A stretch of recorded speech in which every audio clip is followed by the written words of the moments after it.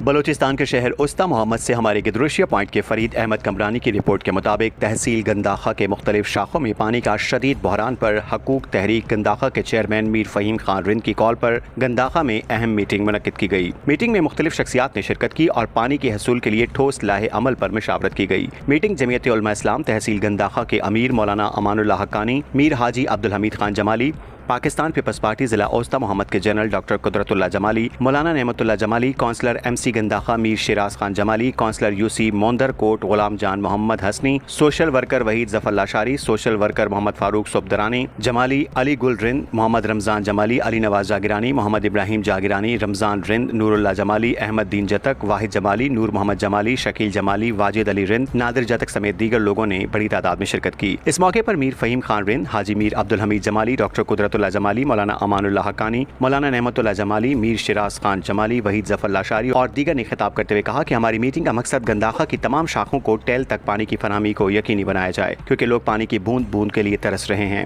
साबिक एक्सीएन और मौजूदा एक्सीएन में कोई फिरका दोनों ने करप्शन का बाजार गर्म कर रखा है। साबिक एक्सीएन और मौजूदा एक्सीएन में कोई फर्क नहीं, दोनों ने करप्शन का बाजार गर्म कर रखा है। इलाका तबाही के दहाने पर पहुंच चुका है, मगर इरिगेशन अफसरान को जूं तक नहीं रेंगती और सैकड़ों की तादाद में माल मवेशी मर रहे हैं। उन्होंने कहा कि हम महकमा इरिगेशन से मुतालबा करते हैं 2 दिन के अंदर अंदर गंदाखा की तमाम शाखों को टेल तक पानी की फराहमी करें। बसूरत दीगर हम अपना आईनी और कानूनी रास्ता इख्तियार करेंगे। अगर फिर भी पानी नहीं पहुंचा तो एक पुरअमन पहिया जाम एहतजाज करेंगे जो पानी के हसूल तक जारी रहेगा।